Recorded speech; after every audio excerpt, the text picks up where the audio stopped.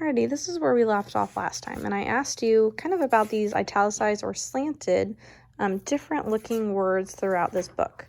And what you should have said was that as we go, every time it starts off and it says Abraham Lincoln is my name, that is our first clue that this is him speaking. So every time we see this blue text, those are words that are coming directly from Abe. So these are the words from another narrator.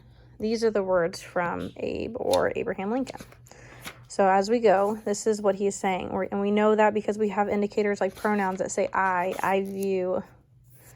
These are his beliefs and words that come directly from him. So I want you to continue to think of that as I continue to read, and I'm going to ask you one more question at the end, okay? Last time we left off, he had lost this election. A month before he took office, 7 states had left the Union. So at this point, the Confederacy has begun. The Union is now a separate thing, and we have the North and the South that are fighting over issues. So on April 12th, 1861, Southern troops attacked Fort Sumter, a federal fort in South Carolina. Lincoln knew he had no choice now.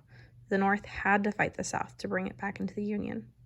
I hold that the union of these states is perpetual. No state can lawfully get out of the Union. Again, this is what Lincoln is saying. Families were torn apart as husbands, fathers, and sons went off to war, many never to return.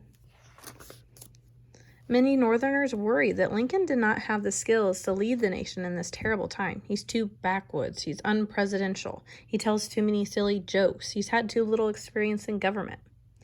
If I were to try to read, much less answer all the attacks made on me, this shop might as well be closed for any other business. I do the very best I know how, the very best I can, and I mean to keep doing so until the end. Lincoln believed that true liberty could not permit slavery. He decided to use his wartime powers as commander-in-chief to end slavery.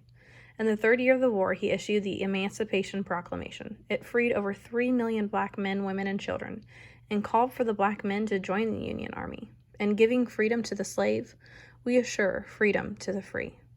Most white Northerners opposed Lincoln's proclamation, but he stood firm. I never in my life felt more certain that I was doing right than I do in signing this paper. My whole soul is in it. The war dragged on. Lincoln grew sadder and sadder as more Americans died. He went to the Gettysburg battlefield and again reminded the nation why these men had sacrificed their lives. 77 years ago, our fathers brought forth on this continent a new nation, conceived in liberty and dedicated to the proposition that all men are created equal. The Emancipation Proclamation had freed slaves only in the states and territories that were in rebellion. Lincoln wanted slavery ended in the entire nation.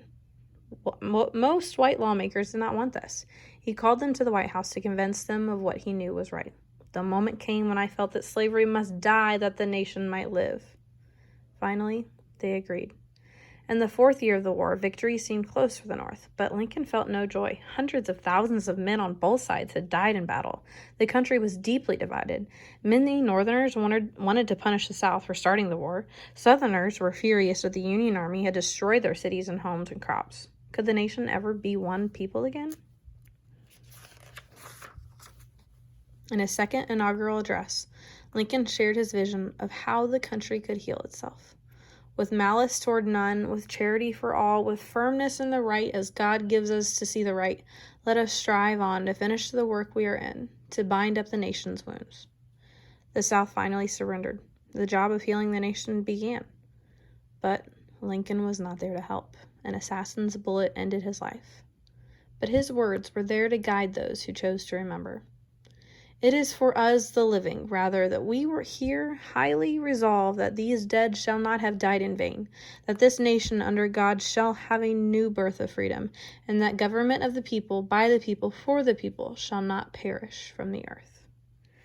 So my last question for you. We talked about what these italicized words mean. We talked about this is a story of Abraham Lincoln where he is in it, but it's also through the eyes of a different narrator. So why do you think this story is called Abe's Honest Words?